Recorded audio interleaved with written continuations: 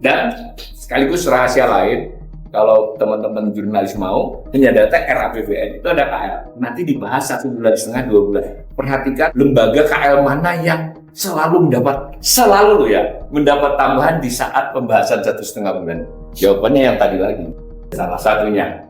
Tapi ini kan itu selama pemerintahan ya, Pak Jokowi. Ya, nanti kita kasih fakta jadi dokumen. Kan mudah sekali, kita pakai data resmi. Ini RAPBN, ini APBN. Nanti pada saat pelaksanaan ada LKPP. Kebanyakan kementerian itu di bawah 100% dari APBN. Beberapa lembaga bisa di atas 100%. Ini detail-detail begini, makanya saya termasuk orang yang selalu pendapat APBN itu bukan soal pendapatan belanja defisit, setannya itu bersembunyi di rincian. Kalau posisi utang 3 kali lipat dari pendapatan setahun. Kalau ngajukan utang ke bank kan nggak diterima itu. Kalau ini negara itu mau bebas kok. Kalau nggak ada yang mau ngutangin, dia ngutang kepada dirinya sendiri negara. Gitu lah di Bank Indonesia. Jadi betul, nggak ada masalah. Yang masalah itu bukan berutangnya, bayarnya kan. Lo bener kan? Selama berutangnya bebas aja. Ini rasio yang paling dibanggakan ini.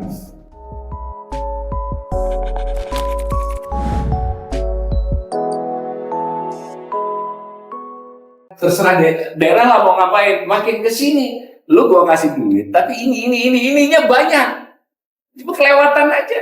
Saya malah melihat sentralisasinya bisa jadi melebihi masa sebelum adanya undang-undang otonomi daerah berdasarkan anggaran.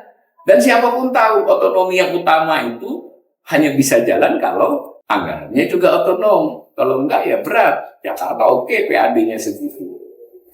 Beberapa kabupaten di daerah itu kalau nggak dikasih pusat ya gajian aja nggak cukup ya. Nah oke, terus ke belanja pemerintah. Tadi belanja pemerintah pusat, belanja pemerintah daerah. Pusat ini ada jenisnya. Ini yang 2025 ya. Pasti kebanyakan yang tidak sempat melihat angka, apa sih jenis belanja terbesar? Pikirannya mesti belanja pegawai toh. Tidak betul. Yang betul belanja lain-lain. Ini menarik sekali. Bagaimana mungkin sebuah susunan anggaran kalau panitia itu yang paling gede itu belanja lain-lainnya. Meskipun ada penjelasannya, tapi nggak apa-apa biar buat dicari kita sama-sama. Baru belanja utang. Tapi ini yang lain-lain ini nanti akan dibawa utang sedikit. Karena yang lain itu akan pindah ke penghasilan itu. Pindah itu nanti jadi belanja KL. L-nya sudah dibuat. Namanya Badan Gizi Nasional, belum ada anggarannya tuh waktu 2020. Dan itu setara menteri loh. Jadi Pak Reza bisa daftar sana jadi tenaga ahli. Enggak. Tapi bagaimanapun kalau dikurangi ini belanja lain ada masalah. Pegawai seperti ini. Pegawai ini banyak yang tidak waspada bahwa itu termasuk pensiun ya. Jadi bukan hanya belanja pegawai aktif. Belanja pensiunnya itu kalau tahun kemarin kira-kira dari ini hampir sama. Waktu kemarin 480-an, 460 itu yang pensiunnya 140-an. Jadi ini kan ya 150-an. Jadi ini banyak dana pensiun. Bukan dana pensiun. Pensiun itu dua. Pensiun yang sudah pensiun dengan menyisihkan untuk mereka yang masih aktif untuk iuran pensiun. Nah, belanja modal yang biasa dikritik Bang Faisal meskipun menarik ya ini. Jadi saya tidak tahu juga bagaimana ada opini bahwa ini pemerintahan Pak Jokowi ini paling banyak membangun macam-macam. Belanja modalnya lebih kecil kok dari sebelumnya. Dari mana dia? Memang ada ininya. Tetapi terserah dulu lah datanya belanja pemerintah pusat modal itu bahkan ini aneh nih 7,08 turun. Hanya tadi karena ada belanja lain-lain yang besar sebagian akan di sini karena belum tahu nih KN mau dikasih berapa. Proyek infrastruktur yang CBCK mau dikasih berapa. Jadi nantinya akan bertambah dalam pembahasan atau dalam DIPA. Ini juga jadi kacau balau. Harusnya kalau sudah APBN, DIPA itu nggak boleh jauh-jauh dari situ. Tapi ini kan mengundang apa cukup mereka sebulan setengah ini memastikan ini naik, nggak tahu. Dan sekaligus rahasia lain, kalau teman-teman jurnalis mau, data RAPBN itu ada KL. Nanti dibahas 1,5 bulan, 2 bulan. Lalu ada keputusan KL. Perhatikan lembaga KL mana yang selalu mendapat tambahan di saat pembahasan 1,5 bulan. Jawabannya yang tadi lagi, salah satunya. Tapi ini kan itu selama pemerintahan Pak Jokowi. Ya, nanti kita kasih fakta jadi dokumen. Kan mudah sekali, kita pakai data resmi. Ini RAPBN, ini APBN. nanti pada saat pelaksanaan ada LKPP. Kebanyakan kementerian itu di bawah 100% dari APBN. Beberapa lembaga bisa di atas 100%. Ini detail-detail begini, makanya saya termasuk orang yang selalu berpendapat APBN itu bukan soal pendapatan belanja defisit, setannya itu bersembunyi di rincian. Yang besar-besar itu mau defisit bisa terkendali. Itu garis besarnya. Jadi bunga utang ini 3 tahun berturut-turut adalah jenis belanja pemerintah pusat terbesar. Itu prestasi pemerintahan kemarin. Ya kan? Prestasi kan, yang namanya naik itu semua prestasi, Pak. Bahkan hutang. Nah, ini belanja lain-lain mungkin Bang Faisal. Ini menarik sekali. Ini belanja lain-lain ini dulu segini nih. Akibat COVID. Betul, ya kan? Karena belanja lain-lain itu ya sederhananya memang macam-macam. Tetapi tentu saja namanya lain-lain yang tidak masuk pegawai, tidak masuk barang, tidak masuk modal, tidak masuk bansos, tidak masuk subsidi. Itu masuk lain-lain. Kalau panitia buat anggaran, di bawah lain-lain dihitung biasanya 2,5% dari total. Itu panitia yang waras. Panitia yang nggak waras itu naruh 20% lain-lain. Nah, ini tak tahu nih, ini bukan panitia, ini negara. Yang jelas harus ada pertanggungjawaban publik yang lebih kuat. Lu lain-lain itu apa saja? Ada sih penjelasannya, tapi rinciannya di LKPP pun sama. Salah satu yang paling besar memang kompensasi BBM, itu bagian jalan jelasin kompensasi. Kayak nggak mau, saya menghitung aja bingung, itu kompensasi ini gimana? Percaya aja sama datanya pemerintah kan. Ini dianggarkan sekali nantinya akan kisaran 500 miliar, akan pindah ke badan biji, pindah ke beberapa. Itu dianggarkan besar, ternyata realisasinya nih 2020 hanya 26,63%. Ini tadi data yang realisasi di sana tadi. Ini sudah pengalaman nih, kalau menganggarkan lain-lain itu pencapaiannya segini, mengapa masih dianggarkan besar? Ini 2024 ini perakiraan, saya tidak yakin bisa mencapai 80% misalnya. Ini buktinya. Belanja lain dianggarkan namun sangat rendah. Jadi selain kompensasi BBM, kemungkinan bantuan sosial, jadi di sini juga termasuk bantuan tambahan bantuan atas nama presiden pun dapatnya dari belanja lain-lain. Ya secara nomenklatur ada aturannya boleh kok. Persoalannya boleh itu satu hal. Nanti saya dituduh Pak Hidup nggak berani mengatakan ini. Tapi ya memang begitu. Peraturan jenis belanja ditetapkan undang-undang Keuangan Negara nomor 17 2003. 7 macam. Tapi masing-masing definisinya kemudian lebih kepada semula peraturan pemerintah, lalu lebih detail lagi peraturan Menteri Keuangan. Nah, termasuk lain-lainnya peraturan Menteri Keuangan. Pertanyaannya, apakah nanti Ibu Sri Mulyani melakukan kesalahan atau lalu umpama ya? Saya pakai umpama gitu ya, bukan bilang salah. Apakah boleh perubahan? Kita bisa menelusuri bahwa PMK yang begini, ini bukan soal politik. Mengapa memperlakukan ini begini? Ini kan nggak sesuai dengan kaedah keuangan negara, perbendaharaan negara, atau best practices internasional. Tapi ya kita jauh dari perdebatan itu. Perdebatan kita masih boleh nyalon kepala daerah apa tidak, threshold tidak. Yang gini tenggelam kan. Jadi Kementerian Pertahanan, Kementerian PUPR, Polri, di era Pak Jokowi memang semua naiknya tinggi. Kalau porsi dari total ya seperti ini. Nah, Polri 2016 7,62, 2012 10 dari total. Itu realisasi APBN. Realisasi kecuali 2024 dan 2022. Yang ini realisasi. 2025 nampaknya lagi. PUPR di luar dugaan kita ya Turun. Ya naik. Tapi maksudnya lebih fluktuatif kan PUPR ini. Lebih fluktuatif kan, tidak selalu naik. Sempat dilewati beberapa kali oleh Polri ya. Tapi sekarang memang belakangan ini PUPR lagi. Ini sekali lagi nih 2025 ini akan mungkin dinaikin karena tadi akan pindahan dari belanja lain-lain pindah ke sini, belum tahu kita, belum bisa dianalisis. Perlinsos, ini juga bagian dari pidatonya Bu Sri Mulyani. Kita betul-betul mencoba merawat rakyat Indonesia dengan perlinsos kan. Anggaran dan besar namanya 496 triliun yang sudah direalisasi 439. Ya setotal aja lah 5 tahun terakhir. 1, 2, 3, 4, 5 ini belum ya.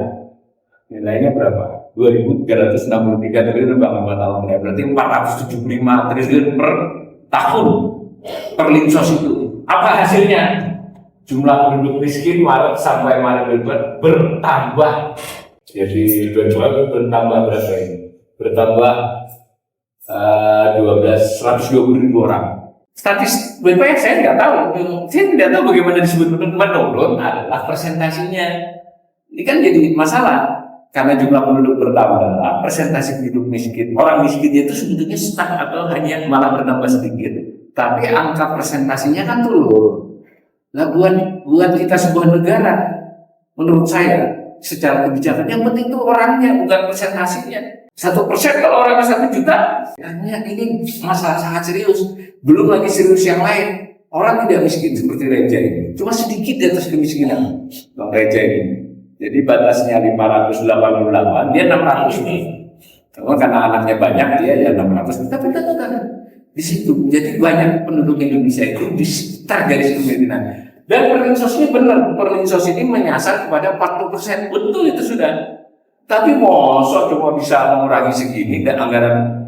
Saya bahkan buat simulasi bang gitu bisa. Kenapa ini nggak usah pakai programnya, dibagiin aja, bagiin langsung aja. Kalau 4.000 2003 jadi dikasih ke 25 juta orang itu 1 miliar 1 orang selama 5 tahun. 1 orang loh, bukan 1 keluarga loh. Enggak, tentu ini hipotesis ya, bukan berarti kita buat program seperti itu untuk membuktikan bahwa program itu nggak bagus. Tapi masuk akal. Ya. 5 miliar yang dibagi adalah 25 juta, yang dibagi adalah yang 10% ke bawah. Juta, ya. Yang tier 10% ke bawah. 40 nggak apa-apa, supaya kita dapat. Kalau 10 ada kemungkinan kita nggak dapat ya. Iya. Ini buat ke depan penting dulu ini buat kita pahami defisit satu hal tadi tempatnya tidak. Tetapi pemerintah itu nggak hanya belanja, investasi ya, namanya pengeluaran pembiayaan, melakukan penjaminan tuh ada BUMN yang utang dilakukan penjaminan kan fair premi-nya tuh namanya pengeluaran pembiayaan di sini.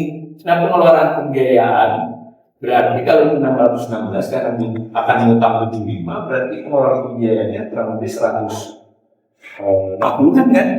Jadi ini menarik ya bahwa sejak tahun pertama itu sudah mau defisit 616, tambah utangnya 775. Polanya rata-rata pembiayaan utang lebih daripada defisit. Kenapa tahun 2020 berjalan ini bisa utangnya lebih sedikit dari utangnya akan lebih sedikit dari defisit? Gampang, ternyata ada tambahan mengambil dari saldo anggaran lebih besar, namanya saldo berantas. Semula di APBN itu cuma 50 triliun. Perjalanan ini supaya menyisakan catatan yang bagus untuk di akhir periode, diambil lagi dari berantas 100 jadi 150.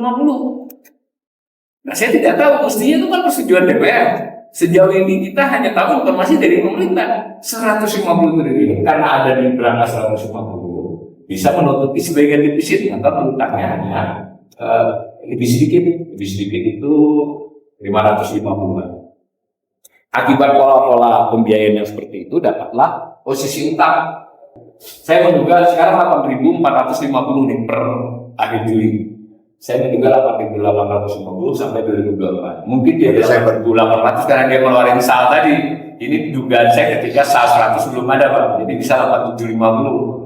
Tapi kita lihat saja lah orang belum dikeluarin kan, anggap aja 8.850. Nah karena tadi mau rencana 775 tambahin 775 berarti akhir tahun 2025 kan 9625. Ini dengan asumsi utang bertambah hanya karena APBN. Utang itu bisa bertambah karena hal lain, karena nilai tukar. Karena sebagian utang 30% itu dalam kurs dolar kan. Maka kalau dia melemah dinyatakan dalam rupiah dia bertambah. Karena itu ada rahasianya juga. Menurut riset kita di akhir-akhir Desember itu biasanya ada intervensi yang cukup kuat agar rupiah sekurang-kurangnya lebih baik daripada awal bulan atau bulan sebelumnya karena nanti pencatatan utangnya repot. Nanti Januari baru naik lagi. Tapi tentu ini pola itu kan tidak menyalahkan siapa, tapi ya suka-suka Bank Indonesia mau intervensi hari Senin, Selasa, Rabu, Kamis, Jumat kan bebas dia tanggal berapa. Nah ini pendapatannya. Jadi maka kita dapat rasio kan, utang dibagi pendapatan, ya toh. Nah maka dapat langkah ini. Pak Jokowi memulai dengan utang dibagi pendapatan 168%. Sekarang 315 bakalan di 2024 dan masih dinaikin 320. Kalau posisi utang 3 kali lipat dari pendapatan setahun. Kalau ngajukan utang ke bank kan nggak diterima itu. Kreditnya nggak Nah, lolos ini itu. negara itu mau bebas kok. Kalau nggak ada yang mau ngutangin, dia ngutang kepada dirinya sendiri negara. Ya itu lewat di Bank Indonesia. Jadi betul nggak ada masalah. Yang masalah itu bukan berutangnya, bayarnya kan. Lo benar kan? Selama berutangnya bebas saja. Nah, ini rasio yang paling dibanggakan ini. Aman. Saya itu tidak pernah menemukan kata-kata aman di Undang-Undang Nomor 17 tahun 2003. Baik di badan maupun di penjelasannya ada batas yang tidak boleh dilampaui. Loh kalau tidak boleh dilampaui ini 97 baru 37,92 lebih dari 60 itu 98. Jadi bukan warning kan berarti 60 itu sebenarnya, tetapi adalah tanda krisis. Ya tapi undang-undangnya begitu. 24 naik. Oh itu karena pandemi. Sebelum pandemi juga udah naik loh. Itu di luar APBN, luar BUMN dan Oh enggak boleh. Ini khusus keuangan negara dan mumpung dia bertanya beliau, definisi utangnya ini definisi Kementerian Keuangan Republik Indonesia. Ya jelas itu. Yang disebut utang adalah pinjaman, loan dengan surat berharga negara, dua macam. Padahal suatu negara itu punya utang macam-macam. Utang kepada pihak ketiga, utang perhitungan pihak ketiga, utang pihak perhitungan ketiga itu kan dia pembayaran. Kebanyakan bayar pajak, nanti ada restitusi, macam-macam. Nah ada belum utang-utang lain yang utang jangka pendek yang bukan berupa surat berharga dan bukan loan. Dan definisi itu namanya liability, kewajiban dilaporkan oleh pemerintah di akhir tahun, diperiksa BPK, nanti Juli kita baru bisa baca. Dan bahwa liability itulah yang mestinya dibandingkan dengan PDB. Karena itu benar-benar utang pemerintah. Itu yang dilakukan oleh Bank Dunia versi rasionya. Ketika kita menaruh versi 39 karena hanya memasukkan loan dalam obligasi dengan surat berharga, dapat 39. Kalau kita memasukkan kewajiban lain 45, silahkan dicek di belakang. Nah,